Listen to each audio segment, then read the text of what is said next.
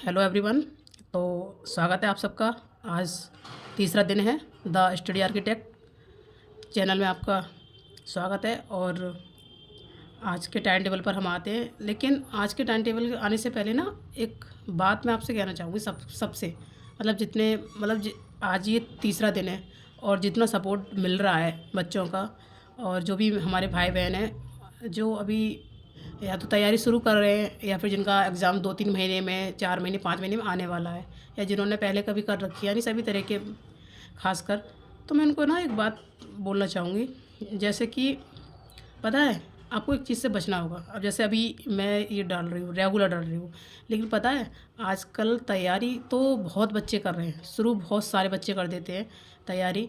लेकिन क्या है ना, जो मैंने अपने चैनल जिस उद्देश्य से मैंने बनाया है ना, तो उस चैनल का उद्देश्य भी सीधा सिर्फ एक ही है। क्योंकि सबसे ज़्यादा अगर कहीं दिक्कत आ रही है ना बच्चों को, तो वही है कि सोशल मीडिया का टाइम है और बच्चों को कंसिस्टेंसी नहीं बन पाती है। जैसे हम 2-3 दिन में बहुत जोश में रहते हैं, बहुत अरे हम ये कर देंगे, वो कर देंगे और करेंगे, मतलब बहुत सारी चीज़ें। लेकिन पता है आप देख रहे होंगे कि कोई भी एग्ज़ाम ले लो, जैसे एसएससी सीजीएल ले लो, रेलवे ले लो, या फिर कोई भी स्टेट एग्ज़ाम है, तो उसमें क्या होता है कि बच्चे होते हैं, ऐसा तो नहीं है कि वैकेंसी खाली जा रही है, बच्चे सेलेक्ट भी होते हैं और बच्चे फेल भी होते हैं, और बहुत सारे होते हैं।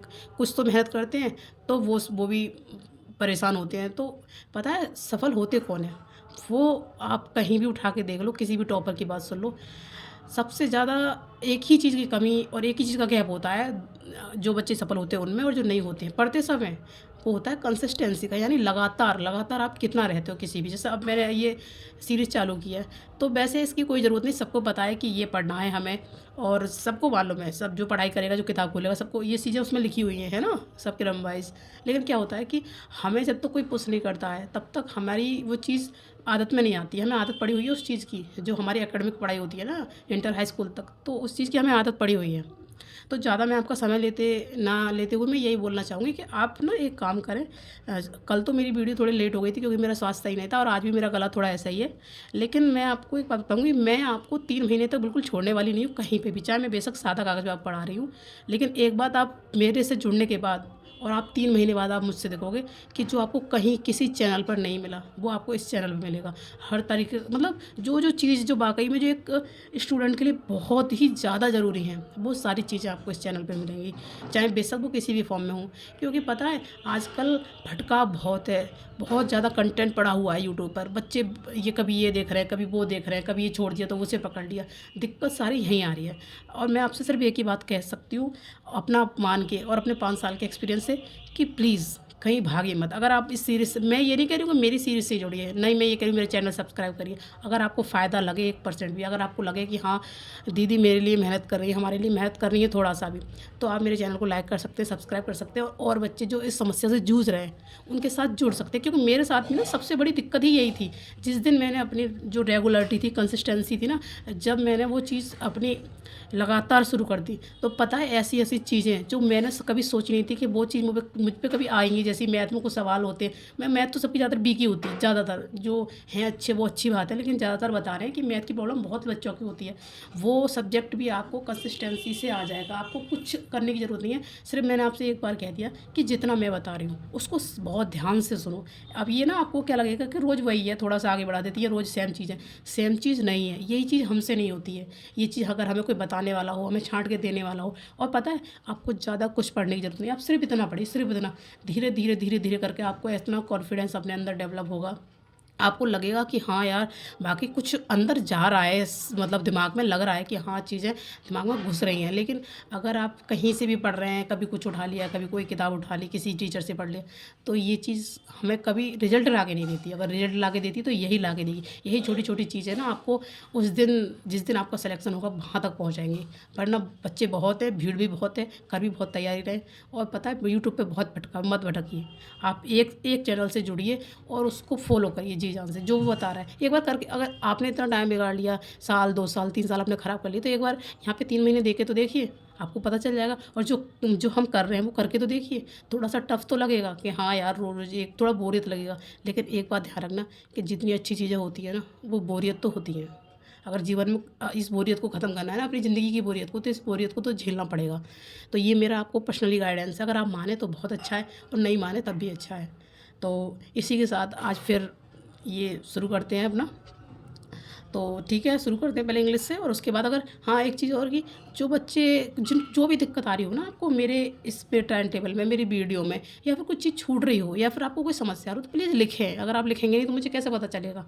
तो मैं उस पर वीडियो बनाऊँगी। मैं सोच रही हूँ कई दिनों से कि मैं एक मतलब रिसोर्स वगैरह, ये आप मुझे खुद नहीं पता आप कहाँ से पढ़ रहे हैं, तो आप मुझे थोड़ा रिटर्न में बताएंगे कि हाँ हमारे पास कोर्स है या ये किताब है। तो मैं एक बार ना एक वीडियो तो मैं पूरी ये बता दूँगी कि ये किताबें होनी चाहिए, ये सारी चीज़ बता दूँगी। लेकिन उसमें से भी फिर कुछ चीज़ें ऐसी होती है कि हाँ हमारे पास ये नहीं है, ये है।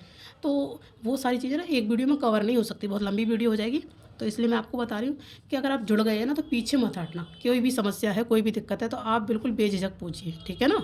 कोई भी प्रॉब्लम है अगर पढ़ाई से रिलेटेड तो आप बेझिझक पूछिए।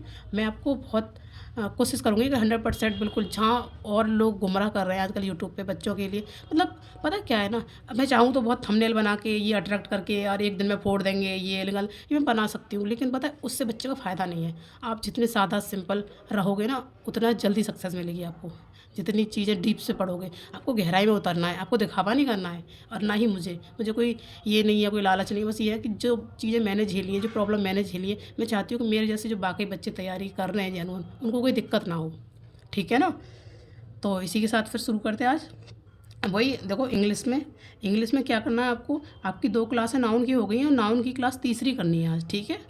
और जहाँ मैंने आर लिखा है, जैसे कि नाउन की ये क्लास है 1 और 2, तो ये मैंने यहाँ आर लिखा है, इसका मतलब रिवीजन करना है। यानी जो 2 क्लास आपने कर ली है उसको जो चीज़ उसमें पढ़ाई है ना, ये नहीं है कि उसमें डीप में घुसना है, बस एक बार चीज़ें देख लिया हमने, ये पढ़ा था, अच्छा ये पढ़ा था, ऐसे करके, ठीक है। उसके बाद 25 सिनोनिम्स करने आगे के, और जो 50 पीछे के थे उनको भी देखना है। अब आपको लग रहा होगा अरे ये तो 50 ये हो गए, 25 ये 75 हम एक दिन में कैसे करेंगे। पता है क्या होता है, यही तो है, हमें संख्या नहीं देखनी है, हमें तो सिर्फ याद करना है। अब आज तीसरा दिन है, कल को क्या होगा ना, थोड़े से मैं सिनोनिम्स इसमें कम कर दूँगी और ये पीछे वाले इसमें चिपड़ते चले जाएंगे। फिर इसमें से भी कुछ ऐसे होंगे जो याद होंगे तो दोबारा फेरने की जरूरत नहीं पड़ेगी। जो नहीं हो रहे आपको लग रहा है एक बार में कि हाँ यार ये थोड़ा सा भूल रहे हैं, तो उनको टिक करते चले जाएं और उन्हीं को दोबारा रिवीजन करें। पर सारों को रिवीजन करने की ज़रूरत नहीं है, और ऐसे ही रिवीजन होता है, ठीक है।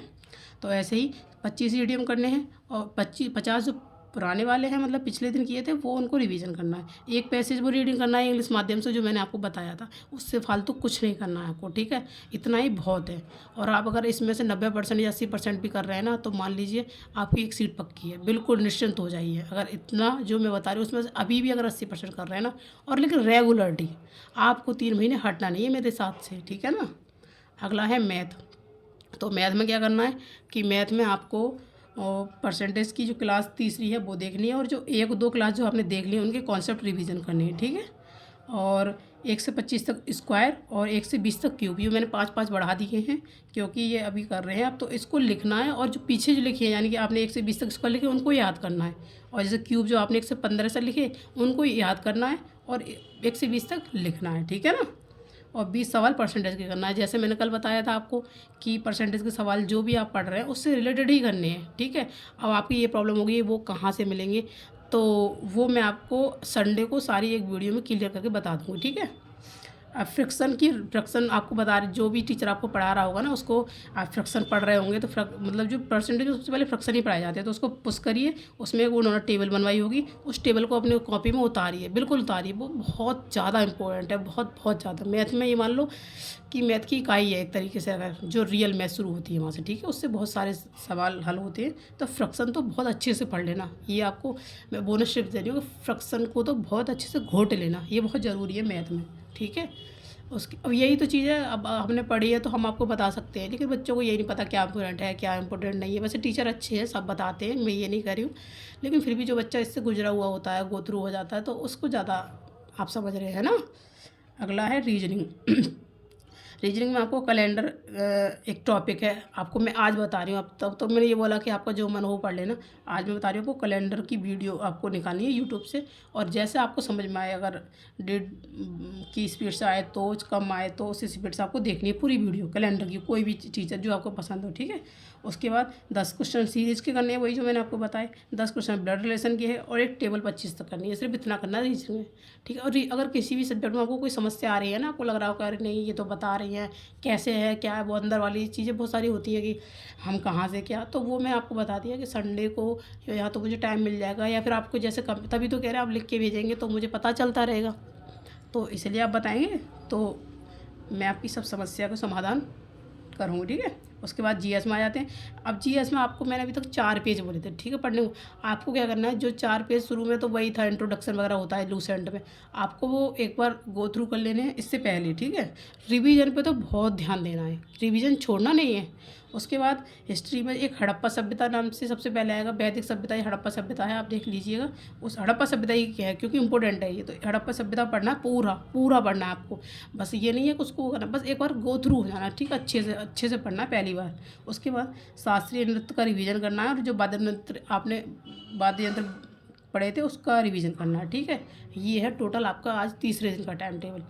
अब आपको ना बहुत ज़रूरी चीज़ आपको मैं बताऊँ लास्ट में, देखिए कि अभी तो ये चीज़ें हैं कि ये चालू करने का मतलब आपको पता रहे, आपको एक आइडिया हो जाए बेसिक कि हमें चीज़ें उठानी कैसी हैं, मतलब कैसे कहाँ से क्या पढ़ना है और उनको कैसे अप्लाई करना है। थोड़े दिन बाद आप देखेंगे ना, 1-1.5 महीने बाद आपको खुद पता चलता रहेगा कि हाँ यार, हमें टाइम टेबल में क्या रखना है क्या नहीं रखना है, आपको इससे हेल्प हो जाएगी।